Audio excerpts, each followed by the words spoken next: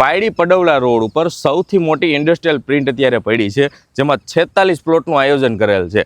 એમાં 273 વારથી લઈને તમને 1700 વાર સુધીના પ્લોટ મળી જવાના છે. જો આ ડામર પટ્ટી છે, સામું ફાટક છે, આ 40 ફૂટનો રોડ આ મૂકેલો છે, અને આ ડામર પટ્ટી, આ 40 ફૂટનો અંદરનો તમને રોડ મળી જાય, ઓલો 80 ફૂટનો રોડ મળી જાય, અને ક્રોસમાં 300 ફૂટનો રોડ નીકળવાનો છે.